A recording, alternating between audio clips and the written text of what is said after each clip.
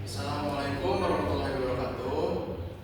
Perkenalkan, kami dari kelompok 1 akan menjelaskan tentang materi penganggaran perusahaan, tentang bisnis plan usaha di Sarabrum. Sebelumnya, perkenalkan nama saya Dede Hermawan. Langsung saja ke materinya. Yang pertama itu ada aspek manajemen sumber daya manusia. Aspek MSDM berperan penting dalam membantu usaha berjalan serta lebih teratur, efektif, dan sesuai dengan tujuan usaha. Pada tahap awal, Sarabrum masih dikelola dengan sederhana oleh pemilik usaha karena usaha berskala rumahan dan produksi masih terbatas. Pemilik bertanggung jawab dalam proses produksi, pengemasan, hingga pelayanan kepada konsumen. Produksi dilakukan melalui Instagram, WhatsApp. Dalam proses produksi, usaha dapat melibatkan anggota keluarga, membantu pengemasan, promosi, atau produksi saat pesanan meningkat.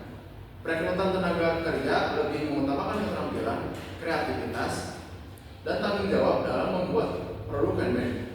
Sistem kerja yang diterapkan bersifat fleksibel, menyesuaikan dengan jumlah pesanan agar biaya produksi lebih efisien.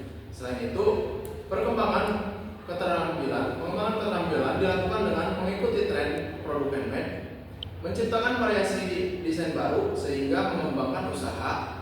Penambahan tenaga kerja diharapkan dapat membantu meningkatkan kapasitas produksi dan perkembangan usaha. Selanjutnya itu ada aspek produksi. Aspek produksi di sini berperan penting dalam menghasilkan produk yang berkualitas dan sesuai kebutuhan untuk konsumen.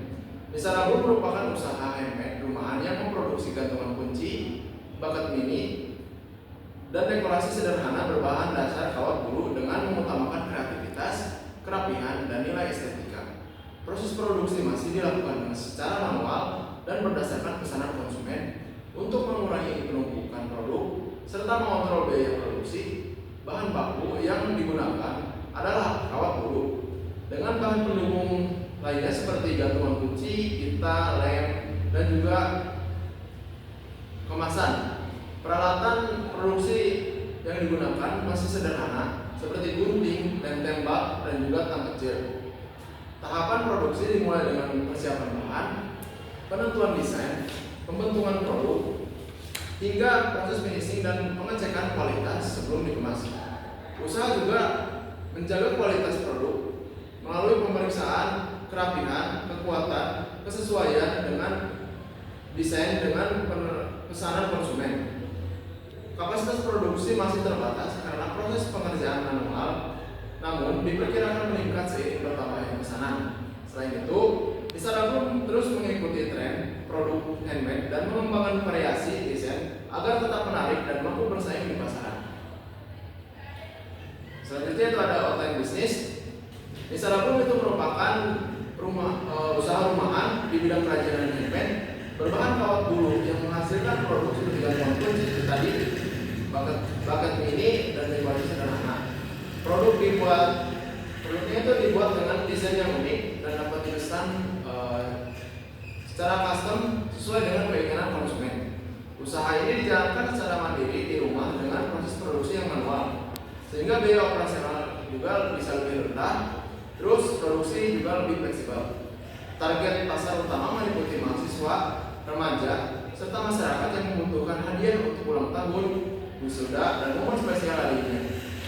Pemasaran dilakukan melalui media sosial seperti WhatsApp, Instagram, serta penjualan langsung kepada lingkungan sekitar.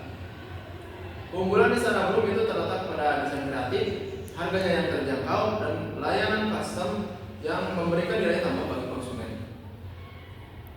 Yang pertama itu selanjutnya itu substantif plan, prognosa prospek usaha. Usaha di Sarabrum memiliki peluang yang cukup baik karena produk handmade seperti gantungan kunci, bucket mini, dan dekorasi estetik yang masih diminati terutama oleh remaja dan mahasiswa.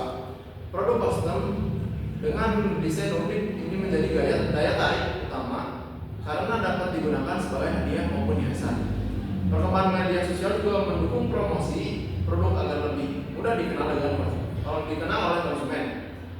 Meskipun persaingan usaha handmade masih cukup banyak, terbuka karena sebagian besar usaha masih berskala kecil. Misara Group berupaya bersaing melalui desain kreatif, layanan custom, harga terjangkau, serta menjaga kualitas produk dan pelayanan kepada pelanggan. Selanjutnya itu sasaran yang ingin dicapai. Tujuan dari Misara Group adalah memperkenalkan produk handmade kepada masyarakat dan meningkatkan penjualan secara bertahap. Pada tahap awal, usaha difokuskan pada penjualan skala kecil sambil membangun pelanggan tetap. Selain itu, usaha ini juga menargetkan kualitas produk yang rapi, menarik, dan memiliki nilai estetika, serta memberikan pelayanan yang baik kepada konsumen. Dalam jangka menengah, Misara Group berupaya memperluas promosi melalui media sosial, menambah variasi produk, meningkatkan jumlah produksi, sedangkan dalam jangka panjang, usaha ini diharapkan dapat berkembang. Selanjutnya itu berbagai asumsi yang relevan. Perencanaan usaha Misara Group didasarkan dalam asumsi bahwa daya beli masyarakat terhadap produk handmade masih cukup baik dengan harga bahan baku yang relatif stabil, sehingga biaya produksi dapat dikendalikan. Permintaan produk handmade diperkirakan meningkat seiring berkembangnya tren produk estetik dan hadiah custom. Namun, usaha juga menghadapi persaingan dari produk sejenis maupun produk pengganti seperti bunga asli dan juga souvenir lainnya. Meskipun demikian, Misara Group memiliki peluang berkembang melalui desain yang unik, kualitas produk, dan pelayanan yang baik kepada pelanggan. Selanjutnya itu ada kebijakan manajemen. Misara Group menerapkan kebijakan dan menjaga kualitas dan kerapihan produk, menetapkan harga yang terjangkau serta memberikan pelayanan yang ramah kepada pelanggan. Usaha ini juga menjaga hubungan baik dengan konsumen melalui respon yang cepat terhadap pesanan dan pertanyaan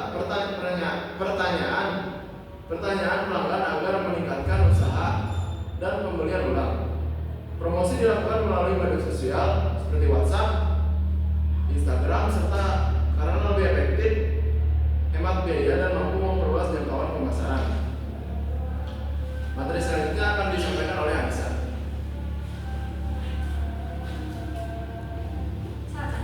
Enggak. Selanjutnya substantif plan yang terakhir itu ada hambatan yang mungkin dihadapi.